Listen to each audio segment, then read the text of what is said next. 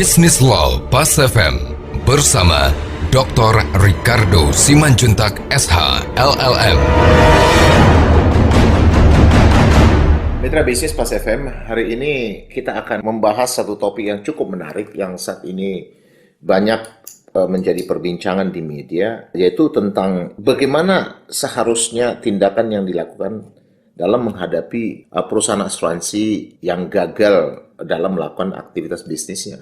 Likuidator ya bisa melakukan langkah untuk memaksa pihak-pihak ketiga yang melakukan penyembunyian terhadap aset-aset debitur atau perusahaan asuransi yang bubar berada di dalam kewenangan likuidasinya untuk menyerahkan atau mengembalikan aset, dan atau mungkin bahkan dia bisa melakukan analisis sebagai dasar kenapa perusahaan tadi yang bubar tadi itu hartanya pada tidak ada, sehingga dia juga mempunyai potensi untuk bisa melakukan tindakan hukum atau langkah hukum terhadap pihak-pihak tadi, baik melakukan misalnya extension of liability terhadap direksi maupun komisaris secara pribadi atau pemegang saham secara pribadi.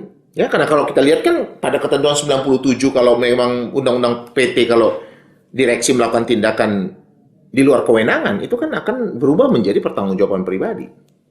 Atau dia melantarkan perusahaan 104 ayat 2 Undang-Undang PT itu kan akan mempunyai potensi pertanggungjawaban pribadi. Komisaris juga berdasarkan pasal 114 Undang-Undang PT, kalau dia tidak melakukan tugasnya kan dia juga mempunyai potensi bertanggung jawab secara pribadi. Sama seperti pemegang saham juga pasal 23. Pasal 32 maaf. Itu juga bertanggung jawab secara pribadi. Ya, jadi potensi bagi seorang likuidator untuk bisa melihat dasar atau penyebab dari runtuhnya perusahaan ini memberikan alasan dia, saya maksud tadi likuidator ya. Jadi artinya likuidator dalam sebagai pihak yang mewakili kepentingan dari perusahaan bubar melihat bahwa dia bisa melakukan kajian terhadap ketidakmampuan atau hilangnya atau tidak adanya harta dari perseroan tadi. Ya misalnya kalau misalnya ternyata kerugian tadi terjadi akibat penelantaran baik oleh direksi ataupun langkah perbuatan melawan hukum atau abuse of power yang dilakukan oleh pemegang saham, dia bisa menggunakan ketentuan pasal-pasal yang saya sebut tadi, ya 97 Undang-Undang PT, 104 Undang-Undang PT untuk direksi, 114 untuk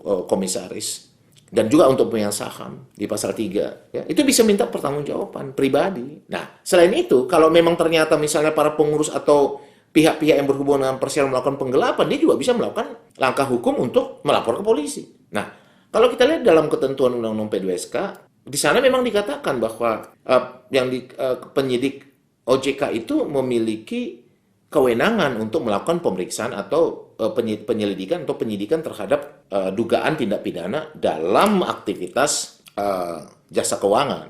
Tapi kan kalau kita lihat juga kan yang disebut dengan adanya kewenangan penyidikan OJK itu kan tidak melepaskan juga kewenangan kepolisian. Pihak polisi kan menjadi bagian sebagai penyidik itu kan juga menjadi satu kesatuan di sana gitu. Sehingga ketika likuidator tadi melakukan penanganan dalam proses pemberesan aset perusahaan asuransi dalam bubar, dan dia meyakini terjadinya tindak pidana penggelapan gitu, dia mempunyai kewenangan mewakili kepentingan dari perusahaan dalam bubar untuk mengajukan laporan pidana ke polisi.